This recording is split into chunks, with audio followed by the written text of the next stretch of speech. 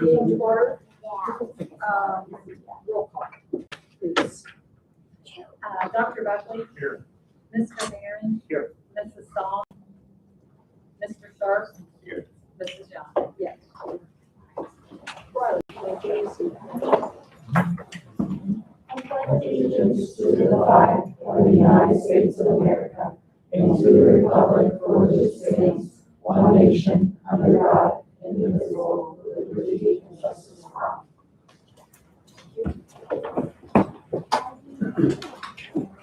I have a motion to approve the agenda as presented. Moves. Roll call, please. Mr. Sharp. Yes. Mr. Aaron. Yes. Dr. Buckley. Yes. Mrs. Young. Yes.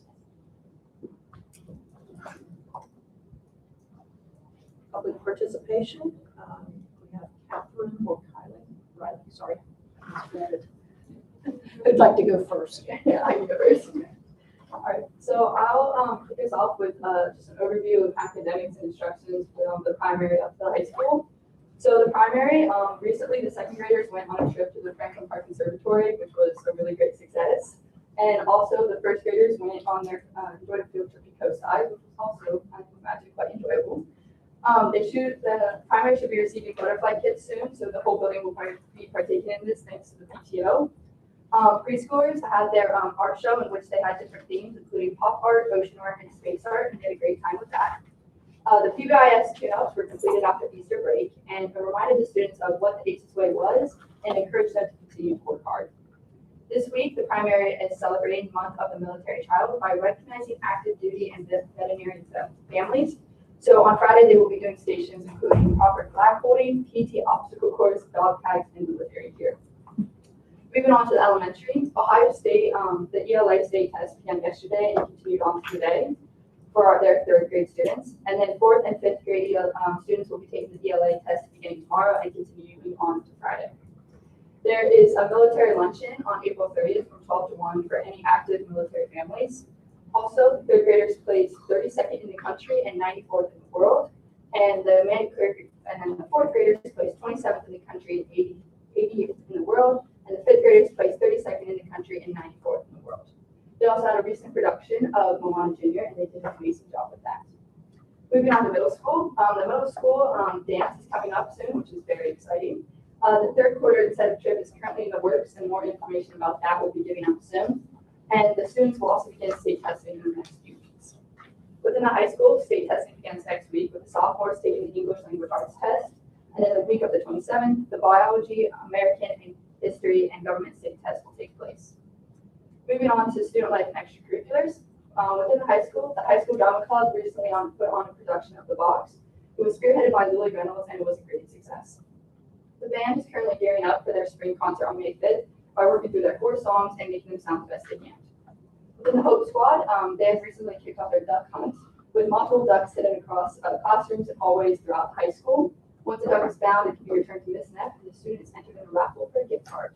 I heard some of them include Chipotle, Cabela's, and Chick-fil-A, so really, really competitive out there for that. The track and field teams recently attended the Federal Hockey Invitational this past weekend, in which both the boys and girls team placed second out of 10 teams.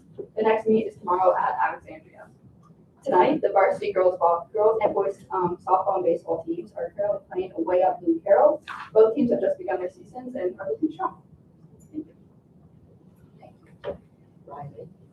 All right, so I'm just here from the FFA. We're just trying to report on some events that happened since last board meeting. So since last board meeting, we've sent some of our senior capstone welders up to Columbus State for their exams. Emma Strickler, Catherine Buckley, Harley Devaney, Callum Duckett, Stephen Ferguson, Chase Hanna, Mason Jones, Gary Kimmerly, Abby King, Malachi Meade, Landon Sloan, and Maddox Tipple all became certified welders from that. And then our chapter also got to go to the Logan on Square dance. That was a lot of fun. Really got to put our dancing skills to the test. And then we also have been this past month working up to our spring skills CD stakes competition. So we've attended a couple invitationals and have done pretty well at that. Along with that, 4 of our members went out to Washington, D.C. for the National Association of Agricultural Education Seminar. Emma Strickler, Riley Strickler, Kate Buckley, Grace Martin. They went to advocate for career tech and agricultural education in Ohio. While out there, they got to meet with Senators John Houston and Marie Moreno, as well as multiple House reps. We also got to see ACFFA alumni member Josie Montague, who works for the House of Ag Committee. And then our chapter finally recently got the opportunity to put all these invitationals to work at the state skill CVE competition. In ag mechanics, our team placed 18th at state, agronomy placed 11th, equine placed 33rd, livestock placed 17th, poultry placed 16th, and nature interpretation placed 5th. And then along with nature interpretation, Grace Melvin actually placed 2nd individual in the state. These are really big accomplishments and we're really proud of our members. And then we've also started our spring mulch sale. This is a great fundraiser, kind of helps raise money for the chapter. So if anybody here would like to buy some mulch, feel free to reach out to Mr. Tilly or any ACFFA member. And then we have also been working towards our annual award banquet. Our banquet will be held May 9th, and it's a great opportunity kind of just to recognize all the hard work and dedication our members have put in over the year. So along with that, I also have some invitations for everyone if you guys just want to take one and pass it down. Thank you. So we have a lot of activities coming up, and we just wanted to thank the board and administration for everything you guys do.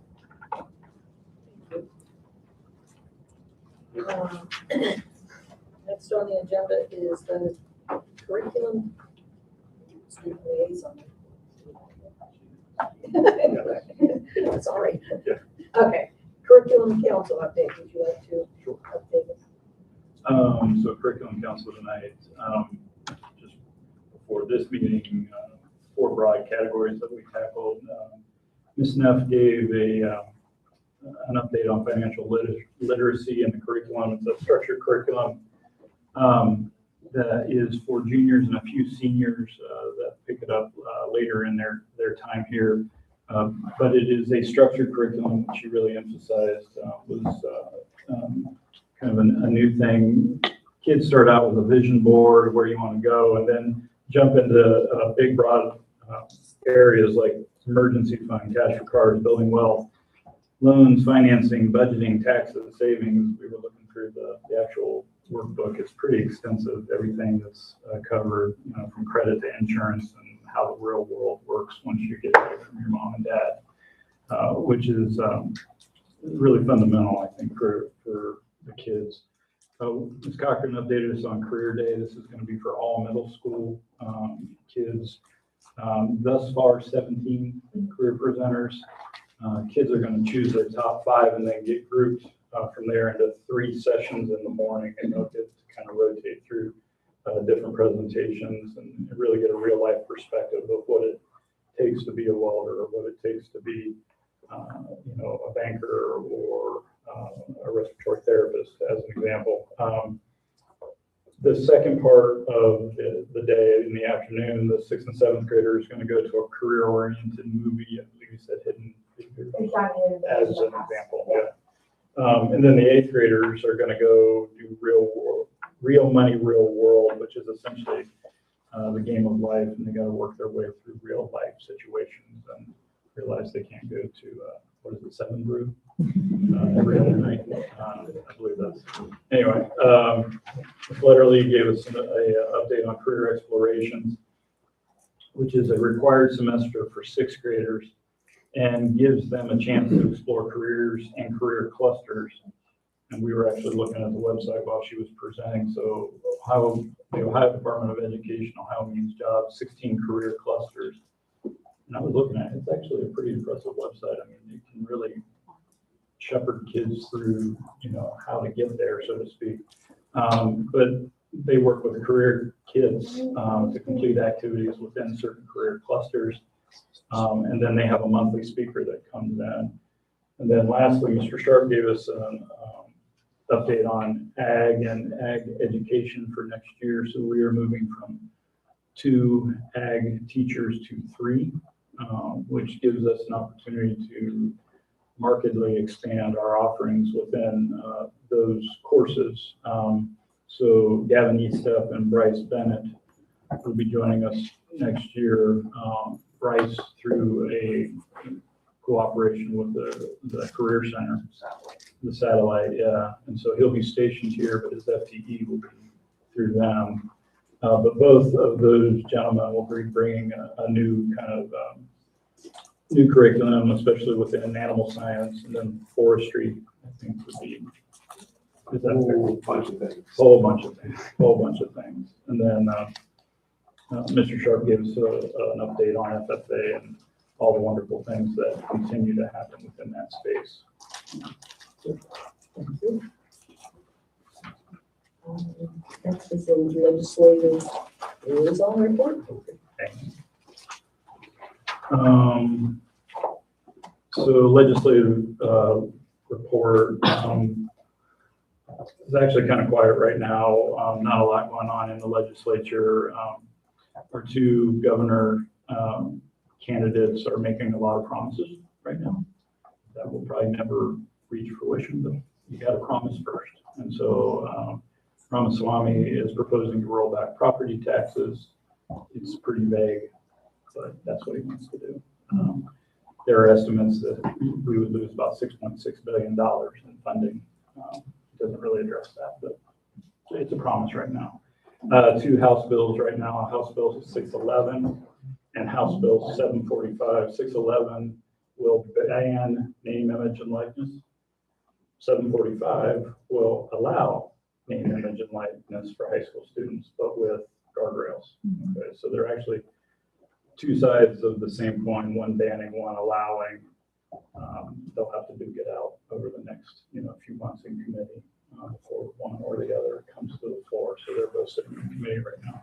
One other thing which I thought was interesting, which is kind of a sidebar on legislative, OHSAA is going through their bylaws and constitution right now. And so some of the interesting things that would affect us, issue 2B from OHSAA would allow public to public transfers for students whose sport does not exist at one school, would allow them to transfer to another school just for that sport.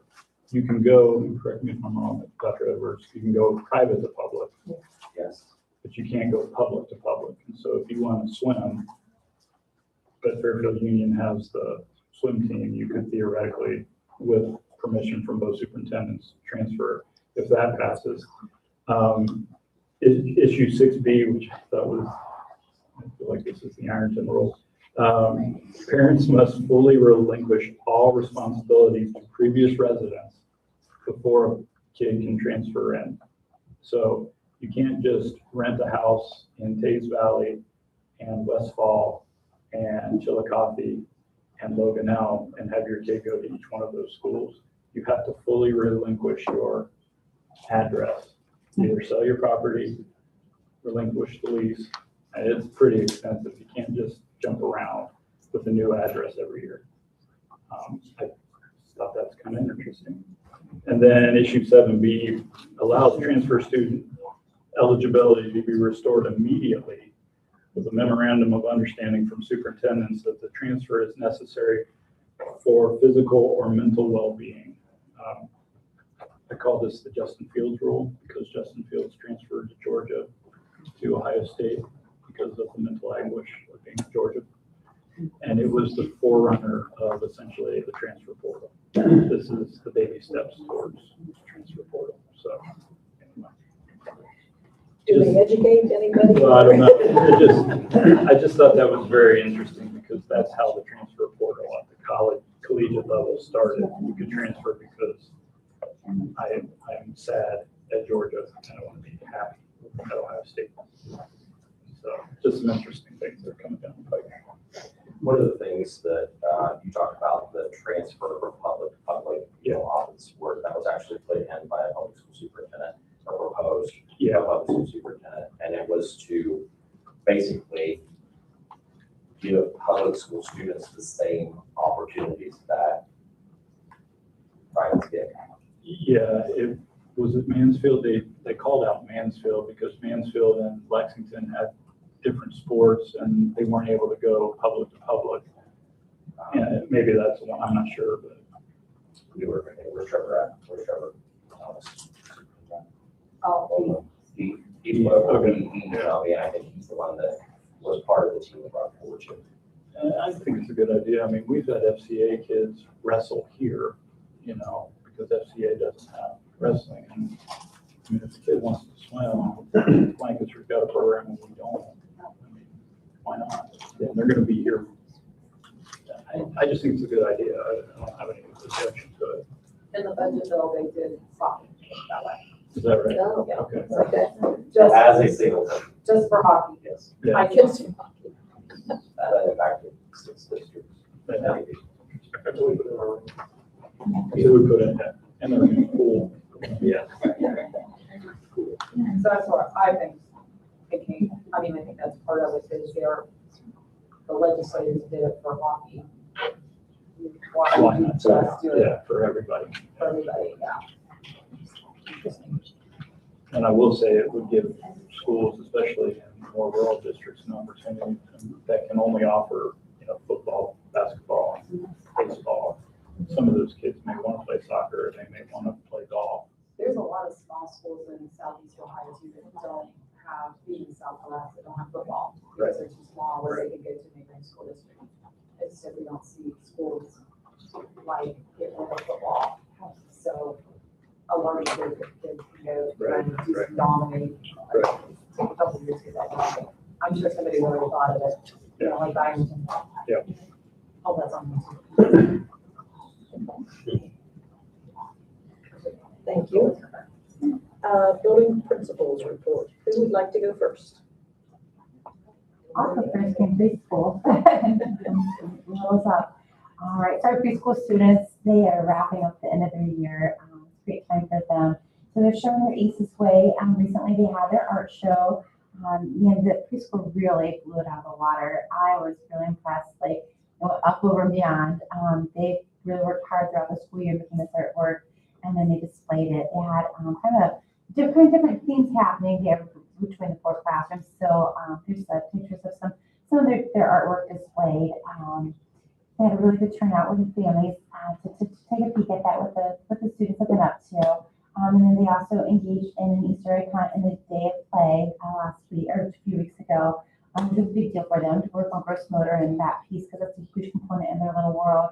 And then last week they did have the opportunity to have a visit from Representative Miller, and so he got to kind of pop through. And I know in Dr. Edwards' newsletter, there's a picture of the kids and of him visiting one of the preschool classrooms, and they really enjoyed that time. And it was kind of neat for the preschoolers to kind of go, oh, this is, a really important person, but I don't know how he's really important. But they knew that. They were able to recognize that. And, eventually, hopefully they can look at those pictures and reflect when they start putting all the pieces together, that was really a significant opportunity in their life. Looking at data for preschool, our preschool teachers are completing the expected early learning assessment. So that's an assessment that we have to do by the state for set-up to quality. So they have to use a rubric and go to every single kiddo and assess them. There's 32 questions and score those kiddos where they're at academically and motor skills and social emotionally for that piece. So we're going to wrap that up soon in May. And then first, stay tuned. The end of year celebration is in the works. It's in planning. So I know it's a big deal for preschool. And so we're putting that together for them, and preschool will be taking a walking field trip to the library. Okay. Nice. So over at ACP, the students have been working hard on their ACES way. We will be doing our showcase of prizes again this year at the end of the year. This year we've given out over 3,000 of our orange tickets to students that are just taking care of business and meeting the expectations of what we set for them. We're looking forward to some exciting things next year. Our PBIS team has been talking and throwing out different things, including some real life superheroes that can come and visit the kids and talk about what the ACES way looks like. And also transition our second graders to ACES Bucks and just a whole system we can do where they earn ACES Bucks and then they're able to kind of purchase prizes throughout the school year. So the team is super excited about that. As far as data, it's hard to believe, but in a couple weeks, we will be doing end of the year assessments, and that just doesn't even seem possible. So we are super excited just to see the fruits of our labor. Attendance for the month of March, kindergarten was 93%, first grade 96%, and second grade 95%. Overall, as a building, we're still hovering right around that 95, 96%. So they're doing great. Stay tuned. You'll be seeing some different things from our Month of the Military Child in the next couple weeks. This morning, we were able to meet at the flagpole and do the Pledge of Allegiance and present our active duty and our veteran kiddos with certificates and do the Pledge of Allegiance. We currently have 38 kiddos at the primary that are either have active duty parents or veterans. So there were quite a few kiddos up there today. Today is the Purple Up Power Day, and purple is the color for the military child. And just a few different pictures I have linked here if anybody's interested in checking those out of our kiddos that received their certificates today. And there's always just something pretty awesome about 450 kids around a flagpole and out in front of our building. We did the Pledge of Allegiance, and there was happened to be a trash truck driving by at that exact time, and you could tell the two guys were like, what do you do? Like the one that stopped for a second, and he looked and he was like, do we keep going? Do we stop? Like, but that's just what 450 little voices saying the Pledge of Allegiance will do to somebody. Like, it really helps you stop. So I linked it in here if anybody wants to click on it and listen to it. You're more than welcome. But you got it there. I just love it. The sound piece. Try. There we go. Thank you. Just kidding.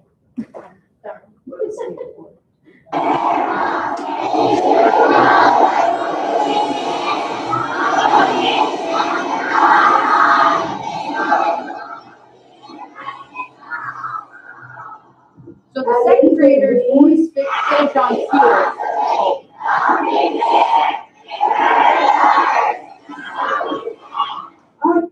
I always laugh because when we do it all together, the second graders finish on cue, and then the first graders, and then the kindergartners and the preschoolers. So it's kind of nice. Yeah. So, but we've been super excited to celebrate them, and then we always just discuss how freedom is not free, and you know, we have some students that parents are currently deployed. So just remembering that. So, thank you. Now on to the elementary. Thanks. So you heard earlier at the elementary, we just finished up our World Maths Day, and she did mention about the classes, but I did want to let you guys know about our specific top students for each grade. So third grade, we had Aiden Heskett, and he was 95th in the country and 429th in the world. So out of all of the schools that did or that competed in World Maths Day, that's how he ended up. Fourth grade, Hudson Westoven. Hudson was 38th in the country and 122nd in the world. And then fifth grade, which is the most impressive, Chasen Dowler.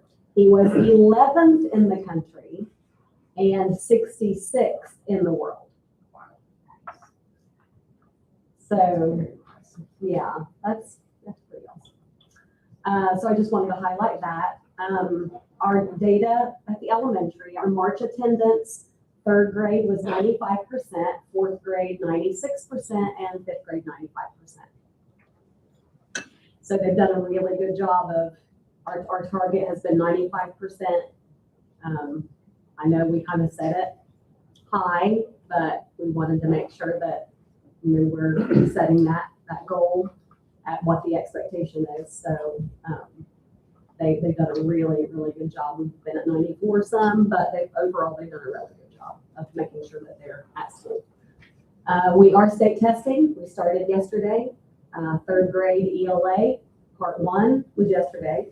That was when they had to write their multi-page paragraph response. Multi-paragraph. They had part 2 today, which was 30 some multiple choice questions. Tomorrow, 4th and 5th will take their ELA part 1, and 4th and 5th on Friday will take their ELA part 2. Next week it's math, and then for all 3 grades, and then science for 5th grade will be the following week. And then we'll be done with state testing.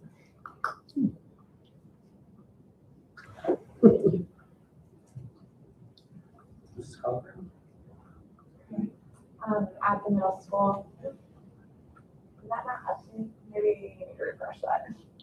I think there's two different slides. I added hers on there too, you just might have to skip one.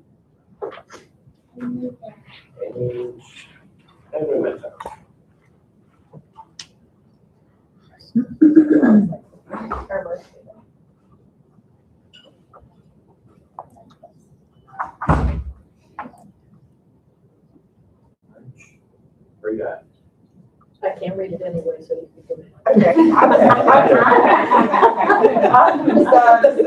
Similar to last month, just kind of went through on the left side, on Ace's Way, highlighting students that earned perfect attendance. So again, our student council sponsored gift cards to per grade level, and we issued those gift cards this week. So out of our student body, we had 29 sixth graders, 25 seventh graders, and 23 eighth graders who earned perfect attendance for the month of March.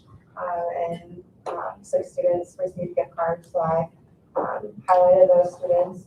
As far as our March attendance, 6th grade, just for the month of March, was right at 94.6%, 7th grade 93.8%, and 8th grade 94.7%, which as a building puts us at 94.3%. So again, above our 90%, where we should be at 90%. As far as like below benchmark percent as a building, we're right at 13.4% of students that are below the 90%, which is about 45 students in the middle school who are below that 90%. And again, some of those kids, it teeters every week. They're right at like 89, 90%, 91%. So it can vary week to week. As far as upcoming items, we have one more month that we're going to recognize perfect attendance winners. And again, we've got district-wide incentive with our speeding party.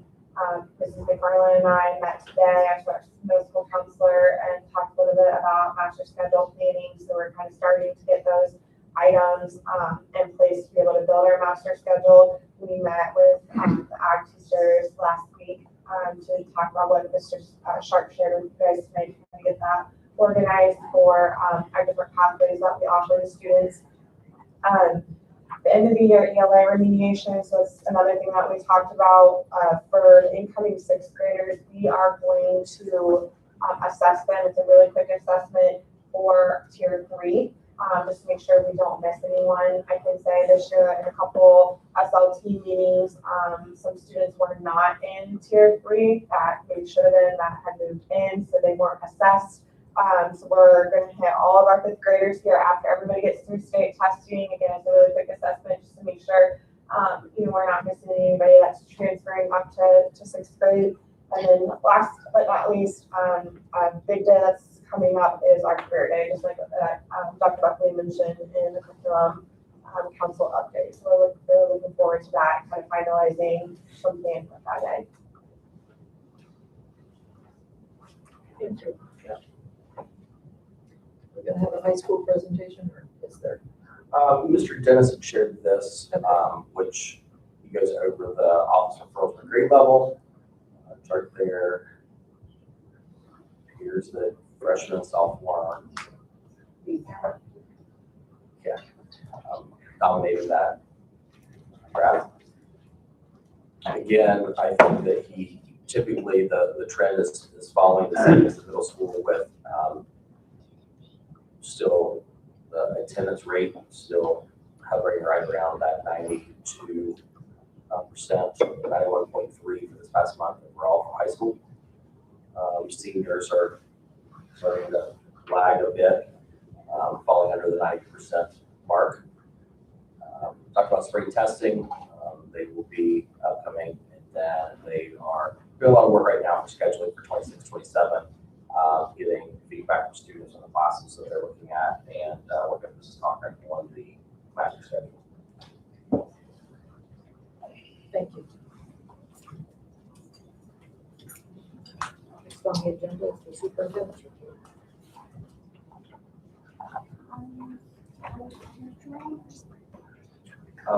The only thing that I have tonight is related down in further. So, okay. Okay. consent agenda number 1. To accept the minutes from the previous meeting on March 11th. Approve the April substitute list for Fairfield County and Pickaway County. And to accept the donation from Mr. Gerard for an athletic donation. Do I have a motion? Dr. Buckner moves. Any discussion? Roll call. Dr. Buckley? Yes. Mr. Taylor? Yes. Mr. Freeman? Yes. Mrs. Young? Yes. Treasurer recommendations. Financial status reports given by the treasurer. Those start on page 16.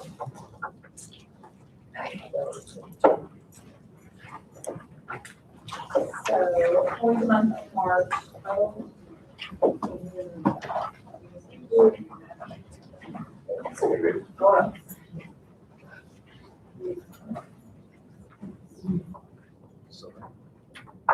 yeah, I can read the summary, I can't read Oh, the page actual point and down, like I read that. Okay, our general fund revenues were $3,107,000. Our real estate taxes came in a little differently this year.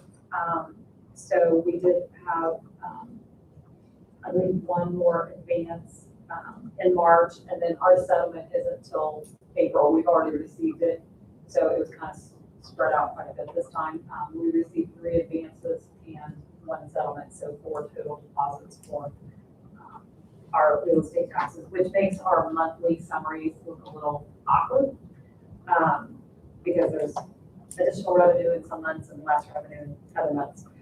We also received excess costs in the month of March. Those are the monies we received that's kind of traded back and forth district to district based on the student's residential district, and it's for special education. So we calculate it by figuring out what the costs actually are for the student, and then we subtract, it's done through the state foundation system, what we've actually been paid for that student, and then the district that is responsible for that student actually pays us the difference, and we pay for our students as well. So it's just money swap back and forth. The state gives us all the revenue in one lump sum, but we pay out throughout the rest of the year. We'll pay out our the actual cost of what our students work for the ones that are residential to us. Sorry, that wasn't very well explained. And then we also received income tax sharing. If you recall last year from the Google property, we did the agreement with the city of Lancaster. And that there is a tremendous amount, as I put my notes, of construction going on. So that was much higher than what we had anticipated. Moving forward in the forecast, we probably will go back to what we calculated to begin with not knowing how much construction in their construction schedule. There are 4 buildings total on 4 parcels on that property. I don't think the second building is occupied yet. So until it's occupied, it really doesn't enter the CRA.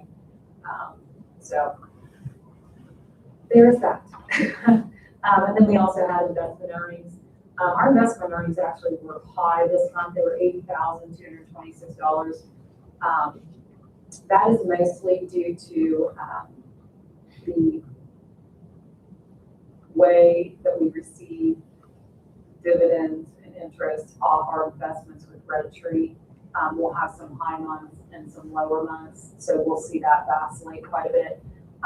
In a presentation yesterday at the conference I'm at, there was an economist there who really was pretty sure the Fed's not going to move anymore, and our interest rates will follow whatever the Fed does. So pretty much we should be good for 2026. They're not expecting them to drop interest rates anymore. But in case you didn't know, there's going to be a new chairman, maybe. if a certain senator or something. So that will probably have some effect too, if there is a new chairman of the Federal Reserve Board installed. So we shall see if that happens. I guess the existing chair will stay as long as the nominee is not confirmed. So he can be there quite a while. So our revenue, even though we did receive more revenue than actually anticipated, it was down about $1.4 million from last March, and that was only because of real estate taxes and how we received those. Again, interest earnings for the month were about $80,000. Our very last cost investment interest of $817 was realized in this month, and so all of those accounts now are all closed from the construction projects. We don't have anything else open for those. So our expenditures were about $1.7 million, almost 1.8, and total checks written for the month were $2,401,000. Again, checks are written from all funds, so most of the reporting we do is general fund. I like to always point that out because that's one of the reports you receive is the disbursement report. So whether it's spent in the general fund or not, you should see every check that's written throughout the month. Our expenses are very close to March of 2025. We are down slightly about $185,000, but that's in purchase services, which typically is timing with how we receive invoices for special education, depending on where students are placed, which is our biggest expenditure, in purchase services. So overall, our general fund revenue exceeded our expenses by $1.3 million. Salary and benefits continue to be our largest expenditure. This month, because we didn't have a lot of other expenditures, was 81% of our monthly total. Typically, ours runs closer to 70% when you look at the full year. The current general fund balance is $13,387,000. We have encumbrances or open POs of $1,743,000. So brings our available cash balance to $11,643,000. We still have $7,823,000 in the 070 Capital Projects Fund. We have POs open for $398,000, which leaves our unencumbered balance at $7,424,000. Our carryover balance policy reflects 45% of our projected expenditures for. I didn't say that right. Our carryover balance is 45% of our projected expenditures for fiscal year 26.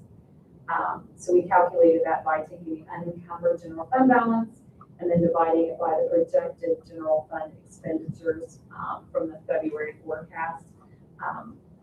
Again, I was talking about this in January, where we were below the threshold that's highlighted in our cash policy. And this month we're above that threshold. We probably, and this is just guessing, we'll probably be above next month too, and then we'll start coming down. So our lowest cash point is always January into February, and then in March it starts building again because we receive tax advances, and then at the end of April we will receive another deposit for income tax. So that's why I think April will be high too probably, and then that'll start coming down. I don't think at this point it's something where the board should take action on anything. With the change, fiscal year 26, with the way our reappraisal fell, we received more tax revenue in 26, and then 27 it's going to come down because of property tax reform. So we'll see those kind of even back out at this point. Did anybody have any questions on any of the reports that I provided? I added the forecast report that we receive monthly at the end. It's just a really quick, easy read for this is what's going on. The forecast also talks a lot about change. So sometimes the graph you see is really about the change in what happened versus the actual number. So. I just want to say thanks for answering my questions earlier, and also thanks for including the new version that shows more of the annual or year-to-date expenses and year-to-date revenues. It's kind of a better apples-to-apples comparison rather than the swing of one month versus next based on timing issues or something like that. So thanks for including that.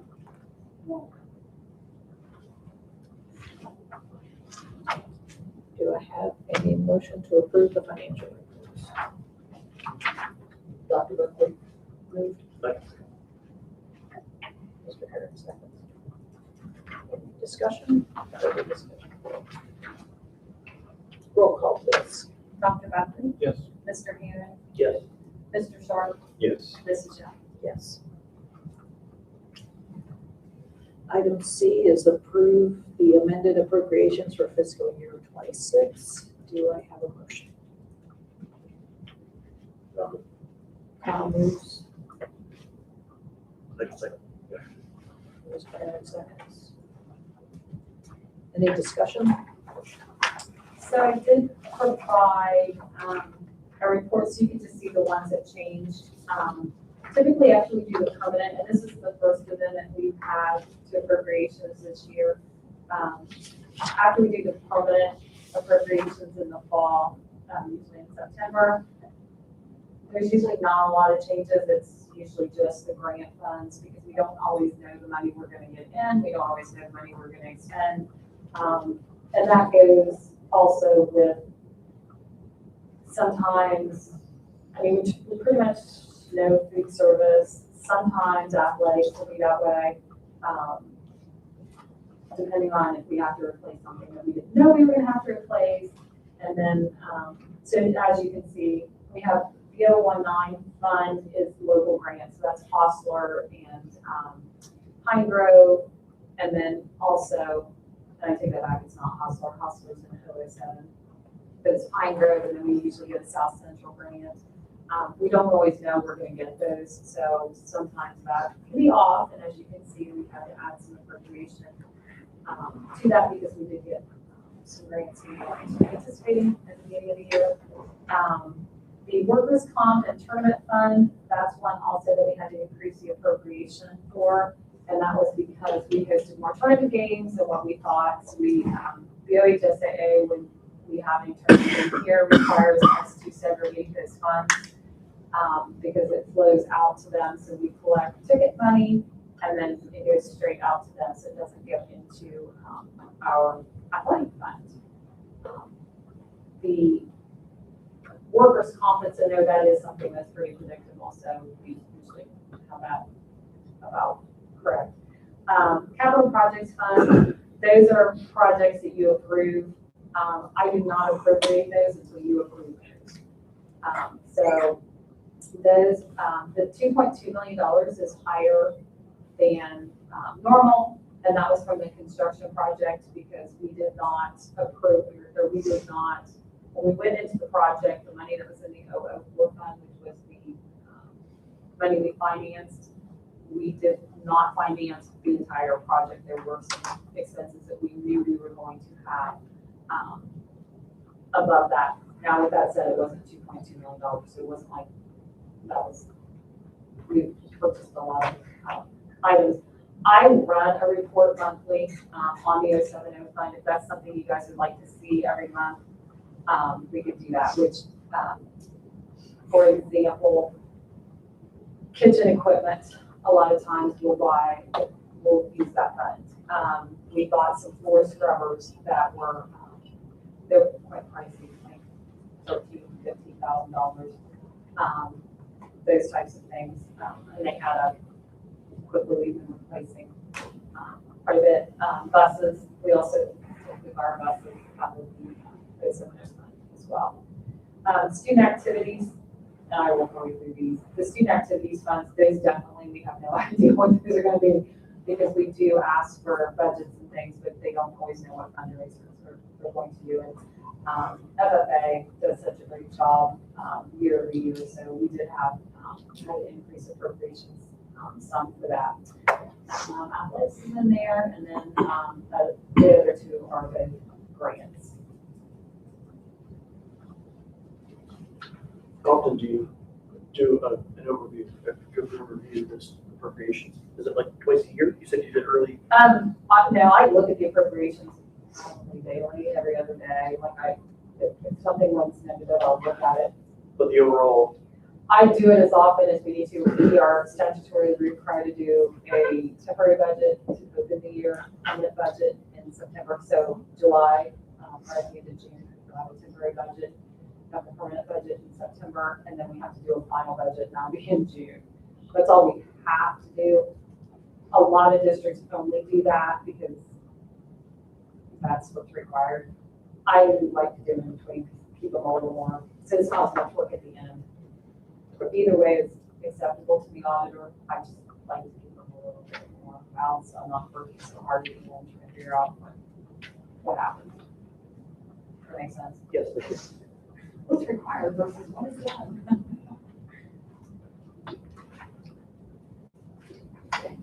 So the process is, if you guys approve these this evening, I already have them loaded into the county auditor's site.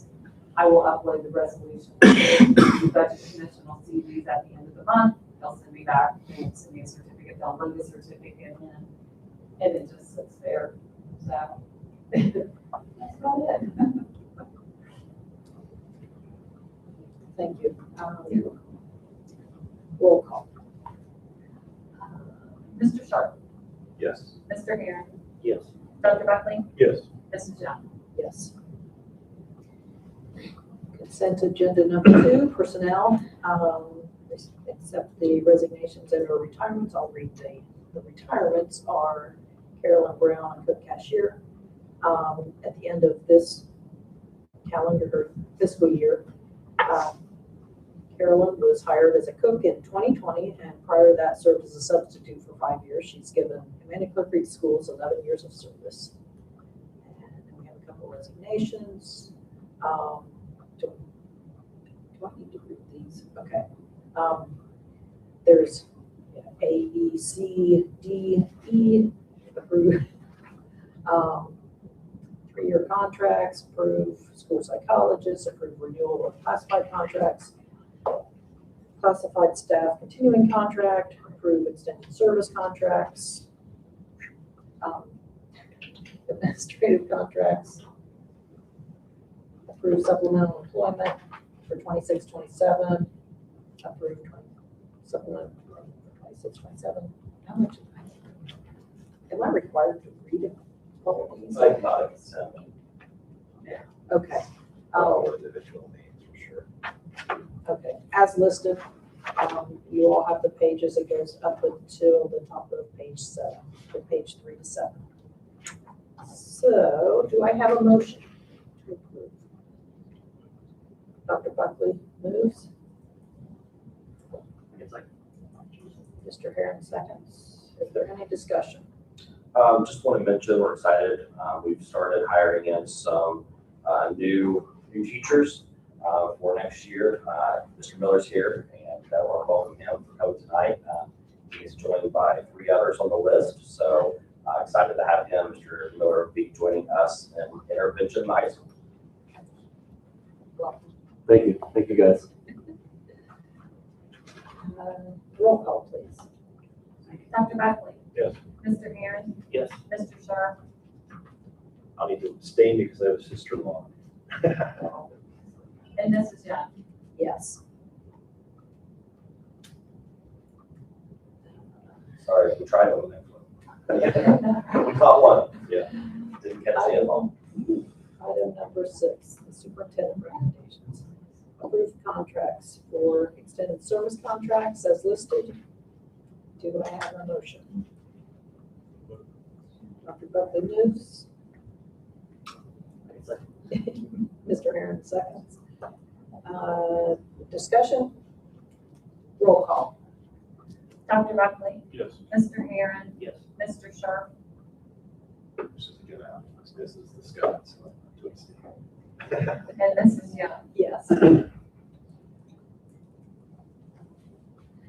Old business, policy updates. This is the second read on attachment 7. Oh, I guess there's no voting on this. New business. Oh, there should have been, carried. Sorry, I was gonna we say, didn't add a voting block. okay. Just back to old business, we have 3 policy updates, EFD, EHA, IG, BBB. Do I have a motion? Mr. Sharp moves. Dr. Buckley seconds. Discussion? Roll call, please. Mr. Sharp, Yes. Dr. Buckley, Yes. Mr. Aaron, Yes. Mrs. Young. Yes. Now, on to new business. Approve the Amanda-Clearcreek Strategic Change Agenda 26 through 2031, Attachment 8. Do I have a motion? I'll move.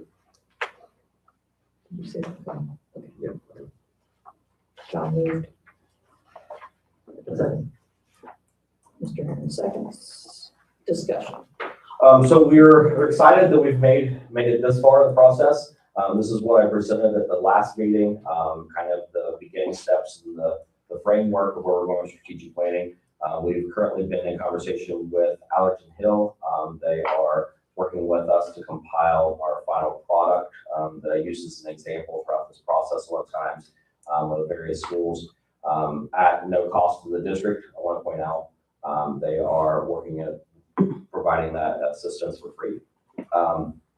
The next piece that we are working on is right now we're finalizing our 3-year plan, our Ed Steps plan that goes to the state, and we're kind of marrying these two together. So that's where once we have the final product, it'll have more details about what specific we are looking at doing each year, particularly the first 3 years of that 5-year strategic plan. So again, this is a living document as we move forward, and going back to those key pieces that you're approving tonight: vision, mission, core values, and those ACE actions, those 4 ACE actions. So it was interesting whenever we had some teachers, they were going back and they were talking within their teams, and they were able to talk about, first they said peanut butter eggs, and then they said purpose, belonging, and excellence. So a lot of planning for next year to deploy our strategic plan and really make it part of what we're doing every day. Again, trying to pull our different pieces together into alignment. So excited for the next steps along. Thank you. Roll call, please. Mr. Sharp, Yes. Mr. Aaron, Yes. Dr. Buckley, Yes. Mrs. Young. Yes. Item B is approve the contract with Northern Buckeye Educational Council, internal connections components from July of 26 through June of 27. Do I have a motion? Dr. Buckley moves. Second. And Mr. Herron seconds. Discussion, please. One of the things, the questions that was asked leading up to this, these next 3 contracts are related to our E-rate funds. Every 5 years, correct me if I get pieces of E-rate wrong, but every 5 years, the federal government essentially sets an amount of funds that you can use for certain items related to technology connectivity.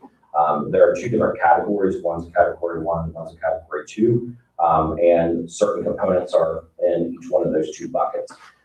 These are related to category 2 funds. This goes along with our technology plan of updating. You remember last year we worked on updating switches. And then also over the summer we ran new wires, connectivity wires connecting to wireless access points and throughout all of our buildings in the district. So upgrading those from an older version to a newer version. A lot of what they're finding is now technology, you have to have more power that flows over your Ethernet cords, your Cat6 cables. So anyways, this particular contract is associated with upgrading the access points throughout the district. So, increase in coverage and increase in, that power that's associated with pushing that out. So this one and the next two, we usually pay about 30% of what the total amount is. I'll give a rough estimate of 30%. And then the other 70% comes from the E-rate funds. So we have a specific bucket that we have of E-rate funds. We come up with a plan of how to spend that bucket of money over the 5 years to go towards reducing the cost towards those pieces. E-rate stands for education rate. Roll call, please. Mr. Sharp? Yes. Mr. Herron? Yes. Oh, sorry. Let me start over. Yes. Start over. Dr. Buckley? Yes. Mr. Herron? Yes. Mr. Sharp? Yes. Mrs. Young? Yes. Sorry. Yeah, I'll catch you. Is Mr. Young still there? Thank you for taking the time to answer my questions about the E-rate. Yeah, it's good. It's great to utilize as much of that as possible. Item C is to approve the contract with Logically Certain Inc., which is internal connections components. This contract runs from June of 26 through June of 27. Oh, no, July of 26. So next school year. Do I have a motion? Kyle moves. I'll second. And Mr. Harris seconds. Discussion? This is associated with the firewall. Firewall. Thank you. Roll call, please. Mr. Sharp? Yes. Mr. Herron? Yes. Dr. Buckley? Yes. Mrs. Young? Yes. Item D, approve 5-year contract with Logically Certain Inc., a managed internal broadband services from July of 26 through June of 2031. Do I have a motion? Second motion. Mr. Herron moves. Dr. Buckley seconds. Discussion, please. This is the management of that goes along with the firewall. So, lots of components goes into cybersecurity. Roll call, please. Mr. Herron? Yes. Dr. Buckley? Yes. Mr. Sharp? Yes. Mrs. Young? Yes. Item E is approve elementary tutors as listed. Do I have a motion? Kyle moves. Second. And Dr. Buckley seconds. Discussion?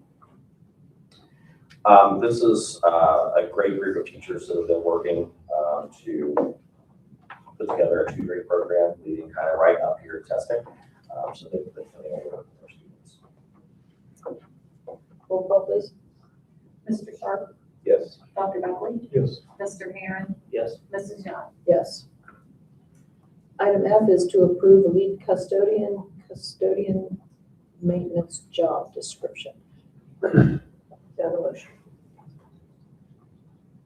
Mr. Herron moves. Second. Seconds. Discussion. Is there any discussion? Okay. Roll call. Mr. Herron? Yes. Mr. Sharp? Yes. Dr. Buckley? Yes. Mrs. Young? Yes. Item G is to approve a differential for lead custodian maintenance as listed for the 2 different buildings. Based on the fact that one building's bigger. Do I have a motion? Dr. Buckley moves.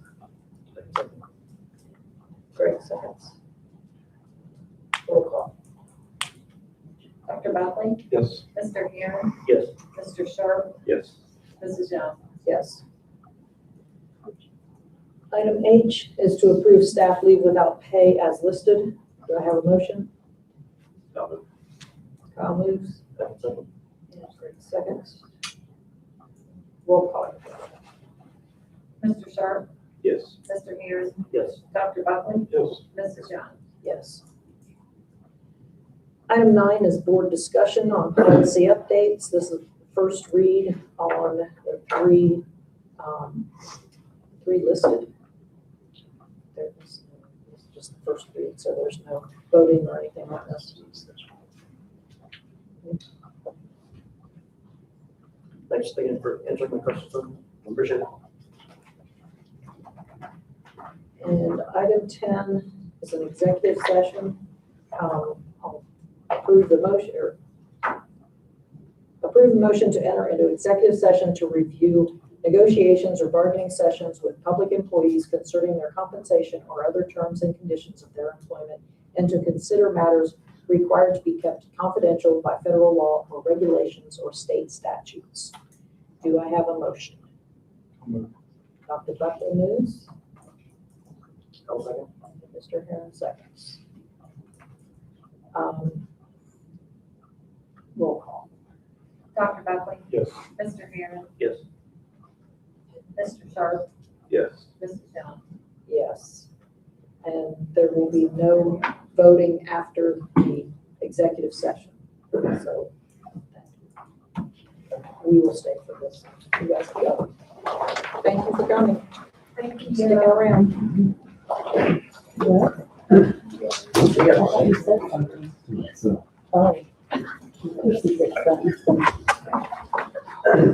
Welcome to the district. Thank you. Hi.